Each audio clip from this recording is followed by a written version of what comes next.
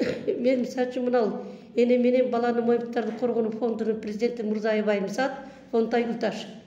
Өзүм түптөлгөнү 1997 жылы Майрам Акаева менен Асылгүл эже түптөп беришкен мунучу. Ошондон бери майыптардын укугун коргоп иштеп келатабыз. Биз майыптарга акча төлөтпөй эле бесплатно оказывать помощьтарды, мындай жардамдычы укук боюнчачы. Анан кийин азыр мисалы үчүн биздин азиздер дүлөйлөр коомубузда азыр өтө мындай мыйзамсыз нерселер көп болуп атат да. Мыйзам чегинде иштеген адам жок азырчы. Ошого биз айлабыз жок, ушул преске берген болуп калдык да, мындай. Мажбур болуп калдык ушунчу. Жокору жака бийликтерге жеткиргеничи. Андан кичине реакция болсо болбой калды. Себеби дегенде азыр ушул майыптардын коомунда өзүм билем деген көп болуп атат. Мына биздин анар кичи микрорайондогу 18-домго 2012 жылы көчүп келгенбиз. Буга түздөн түз Камчыбек Ташиевдин тиешеси бар да, бул киши ушунун жардамы менен, ушунун эмеси менен бизге ушул үйлөр курулуп калган да. Себеби бул детский городской больницада Орский районунда финский үйдө сокурлар жашап калган, сокур менен дүлөйлөрчү. Ошону ал министр мезгилинде жокко чыгарып, ушуну мына Орский базардын алдынан 32 квартира куруп беребиз деп, эми кылкында июньский событие болуп кетип, анан анарга которуп, ал 45 квартиралык болуп курулуп калды да. Ош биз 2012 жылы келген бойдон биз ошо подвалды жительдерге мына бир комната, 2 комнаталарда подвалда бөлүп бергенбиз. Себеби буларда кладовкалар жок болчу. Анан бүт бар ушу майыптардын немесини бөлүп, үйдө немелерди, лишний нерселерин алып чыгып, ошол жака коюп берип калат. Анан 2 залды балдарыбыз аяка кирип, балдарыбыз, күйөөлөрүбүз өздөрү чыгып ошол жерге отурушат болчу. Жамандык, жакшылыкта, той топодо, фатализмде ошо подвалда өткөрөт элек. Азыр болсо эч кандай доступ болбой калды ушу подвалгачы. Бүт бар жогун култап, бизди аяка киргизбей, доступ кылбай. Мен өзүм офисимди дагы мына буквально мурунку 4-күнү печаттап койду. Кварталден, мэриядан милицияны чакырып келип, кварталды чакырып келип, кичине ысычуу болуп деп, жок жерден өз билемди кылып басып кирип ушул жакта иштеп атат, мага покой бербей атат деп туруп, арыз жазып аларга печаттап таштады да. Себеби дегенде бу жерде иштеш керек. Мен геркилер ыйлап келет, геркилерим болот. Мен айырга кирип жардам беришим керек элдерге. Ошодон бери көчөдө калдым мен ошо офисим боюнчачы. Анан бул бала ошо биздин винтилдери, подвалдар винтилдер. Бүт стаяк боюнча ошо эмеде болчу, залда, азыр окута турган жерде, эмелерде офисимиздин тагында болчу. Буквально мана биз сүрөттөрүн алып келдик. Бир баланын үйү жарылып кетип, жителдердин немелери баягы жашоочулардын үйлөрү аябай суу басып, неме калды, обойлору сыйрылып түштү. Эми муну ким аны ремонттойт билбейм. Анан бул бала өтө эле кордоп атат. Жокор жакта жанакы центральный управлениянын президенти Канат Рахатовичке айтсак, где бизде кайра жамгыршын айтканды неме кылат да, жамгырш айткан деген болуп атат азыр. Бул неме, где аудио, где видео? Докажи, как он вас это неме кыл деп. Анан бизден бир нерсе кылсак эле, мен силерди коомдон чыгарам, учеттен чыгарып таштайбыз деп коркту, ал да бизди угрожать этет. Кандай жашоо болот билбейм биздечи. Сиздерге ушундай көйгөй изме чыгып атабыз. Бизде жамгырчы деген эме Абдыкалык жамгырчы. Ошол мынау эме боюнча, подвал боюнча аукцион өткөрүп, ушундай эмеге конкурска коюп атат. Бул өзүнүн эмеси, бизде учету жок. Даже жада калса учету жок, үй жок. Али бир сөз бар го. Жаман үйдүн ээсини конок бийлейт дейт. Ушундай болуп, мен муниципалдыйга угроза кылып атат экен, силер конкурс өткөрүп, берке эмени кылып бербесиңер, конкурс өткөрүп, бизге өткөрүп бербесиңер, эме кылабыз деп. Прокуратурага берем деп, ошентип угроза кылып атат экен. Биз муниципалдыйга барганда ошолор ушинтип айтышты. Анан ошентип айтышты. Ал кандай укугу бар экен? Бүт 45 квартиранын эсебинен өзү билемдик кылып каалагандай чечим чыгарганы. Мэриянын этот муниципальный бөлүмүнү эме ушул жамгырчы башкарып калыппы. Ушул боюнча бир эме айткан өзүбүздүн көйгөйдү айтканы келдик эле. Сиздер кайсы муниципалга карайсыздар ошондо? Городской. Городской мэрия тараптаки. Подвал ошака карайт ушунда. Подвал ошака карайт деп ушундай өзүнүн эмесине өзүнүн ойлогон оюну эме кылып атат да, ойлоп таң болуп атат да ошака. Азыр ошол подвалды общий пользование колдонуп келгенби? Жалпы. Биз аны ошондо колдонуп ошол жерде иштейт ал. Биз өзүбүз колдонуп атабыз, даштык бар. Биз анычы немеге колдонгонбуз да. Мына өлүм житимге, жакшылык жамандыкта ушул залга биз өткөрөбүз. Ресторанга барган акча төлөгөн жок да. Бир пенсиямен жашайбыз да ушу. Жалаң эле мүмкүнчүлүгү чектелген, көзү көрбөгөн, кулак укпагандар да. Ошондо биз жаманды жакшылыкты ошо подвалда ошо. Андан кийин мына балдар болсо чыгып, ошол жерде шашки, шахмат, теннисибиз бар эле. Намаз окушат эле, ошол жерде өзүнчө баарлашып отурушат эле да. Азыр аларга барышча жок неме кылып атат. Ошо Анар 18-домдун дамкому мен Боронова.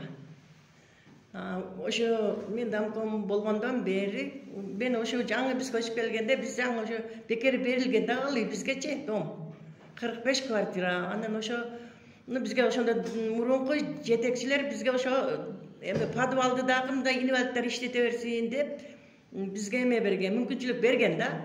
Ошондо анан ар кимибиз ар жерин кичинеден ээлеп алганбыз. Аптека, магазин болот дегени менен ошого жараша курулбаганда ал үчү мындай кичине кылдатыпка сыяктуу эле курулган да.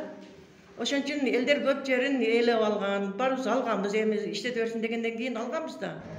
Анан ошондо бул жана биздин төрагабыз, жамгырчы төрага да, шаар боюнчачы, область боюнча ал.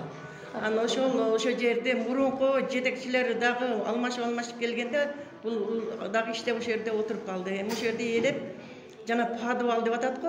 Ошо подвалда биз мындай неме мараке, суук мараке, ысык мараке, той анча өткөрүп, чогулуштарды өткөрчү элек да.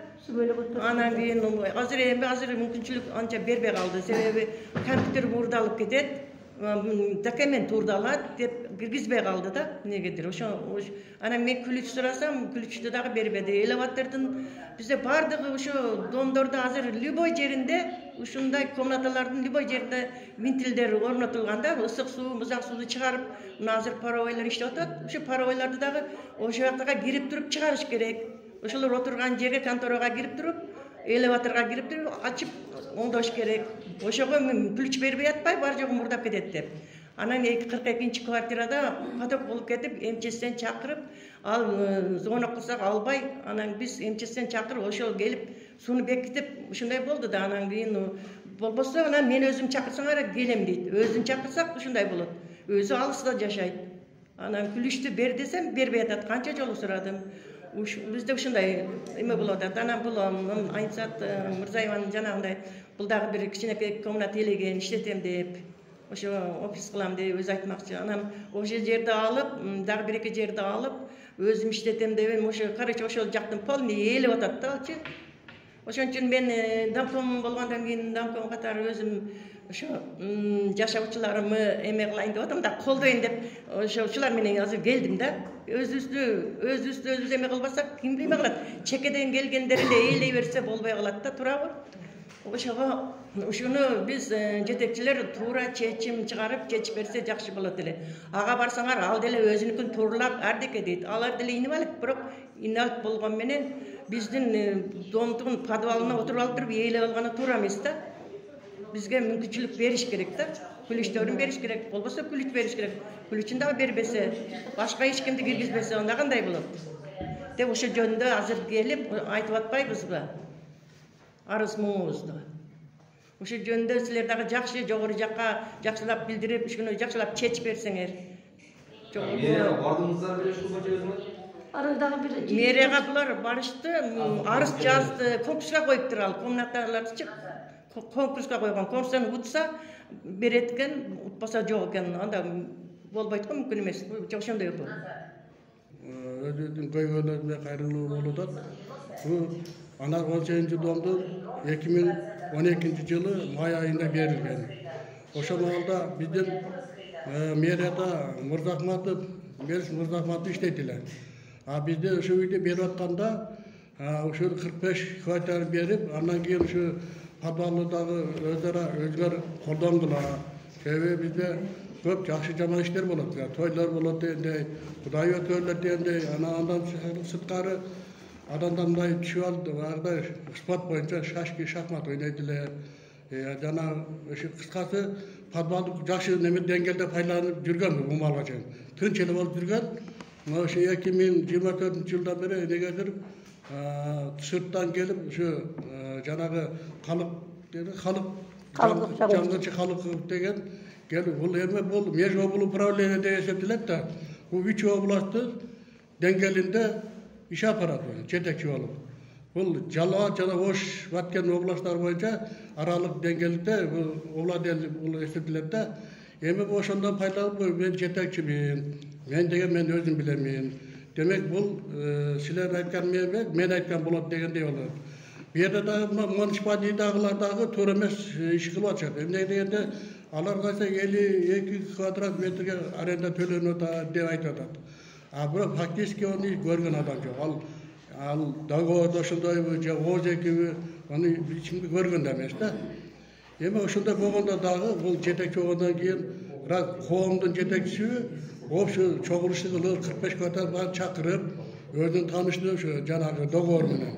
Мен мындай иштерди кылып атамын деп айтыш керек эле да. Ал андай кылбай эле өз алдынча ар кандай мероприятие өткөрөбү, же кандайдыр бир нерселерди кылат да.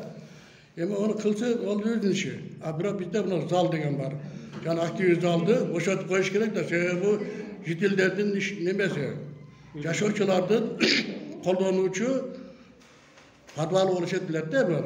Ал кел эли кылганы менче туура эмес го. Бул деген неме мэрияның мындай неменин чечими болуш керек, кандайдыр токтогу, кандай бир нерселер болуш керек. Аны бизге тааныштырган жок. Себеби аны тааныштырмайынча бул немелер түшүнбөйт да, мисалы эмне иш болуп атканын. Мына жашоочулар. Ошон үчүн бу жерде азыр тополон болгон сөздү жана биякта далгам айтып өттү. Жана 42-чи квартирада суу агып кетти деп атпайбы? Ада ошол жөнүндө жаңжал көп болот. Себеби абойлар түшүп кеткен, сырылып. Эми абой эмес, эде мисалы өзүңүздөр билесиздер, иржетке токко суу кирип кетсе да замкание болот, туурабы? Ошол нерсени убада өчүрүп калыш үчүн ошол эшик ачып киргенге күлүштү бербей койгон. Бул эми ошо подъезден кирип, ошо күлүштү алып, ачып ошо неме агып токтотуш керек эле убагында. Ал эми звонок кылса келбейт экен, башка кылса келбейт экен. Мен күлүштү бербейин дейт. Демек бул мындай айтканда өз алдынчалык, баягы кандай деп айтат? Өз алдынчалык бийлик кылгандай болуп атат да бул. Ошондой болот. Ошон үчүн эми көңүл буруп, ушу жогорку мэриядагылар, муниципалитеттагылар кайрадан келип, ошо чыгарган чечим болобу, же келишим болобу, ошону тааныштырып, буну кайрадан неме кылыш керек, жаңы башкадан чара көрүш керек да. А болбосо жогоруда мына Бишкектеги биздин коомдун жетекчиси дагы карап көрүп, буну жаңгычуну да ойлош. Анан бул дагы бир вариант бар. Bizde buna giderlik diyen de bir kovumuz var, öz işkanağızda. O şeyde boş komnatalar köp. O şacaka iş kılsa deli olat. Yemini geldi yaşaçılardın, yani padvalın talaşı var gibi, bunda kanı töremez olur da. Bu şimdi men aytarılım, meredaglar kovulu buruşunu жақсы жаққа чечip, ыңғайлы болып берсе дейді. Жоғарыда көптеген сөздерді айтып өтішті. Мен де өзім таныштырып өтсем, Тоқтаров Жеңішбек. Подвал жөнінде айттық, көп немелер, жаңғыртшының көп іштерін айтып отырамыз мына. Мероприятиелерді өткөрчүбүз ошо залда. Өз көркөм чыгармачылыгы болот эле, күндө оюндар болот экен. Ана мынау үйгө кеткен вентилдер бар экен да, отоплениянын ушу подвалда. Ошону бербесе жаман да.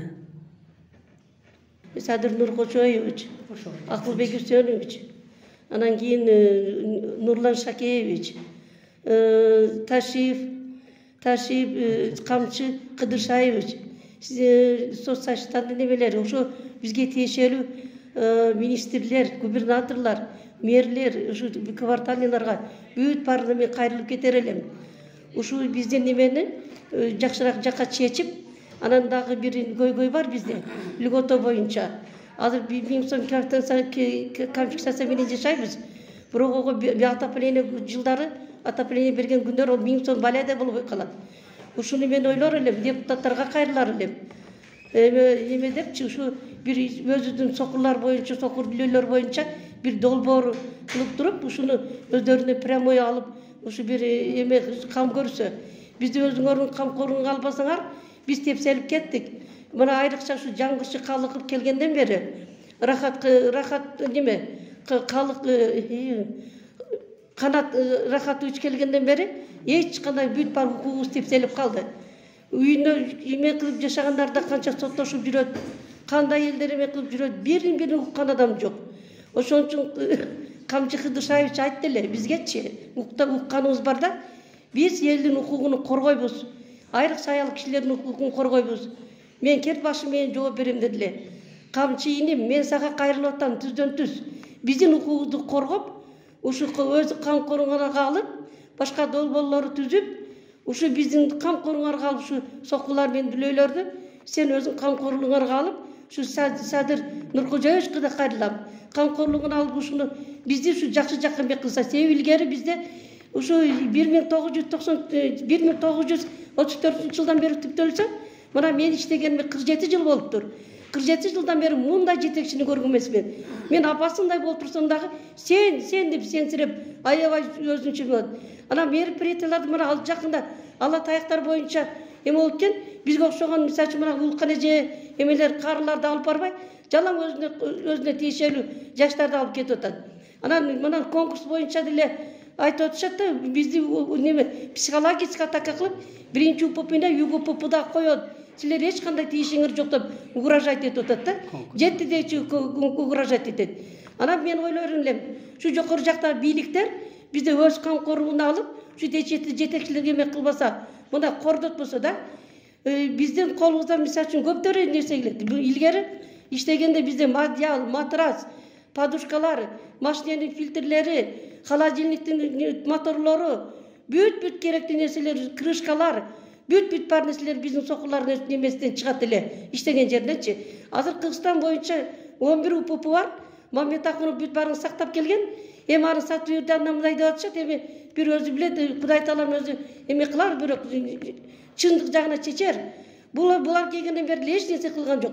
Канча УППсу барын аренда кылгандагы, аны ким билет кайка иштетип атат.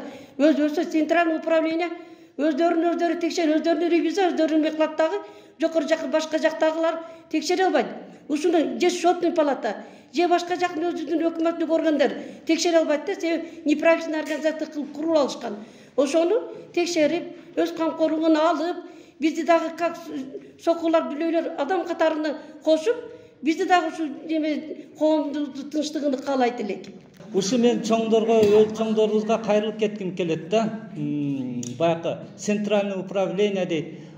Биздин жогорку жакта инвалидтердин эмеси боюнчачы, обществосы боюнча. Муну Казакстан, Армения, Азербайджан аякта вообще эле жабып салган.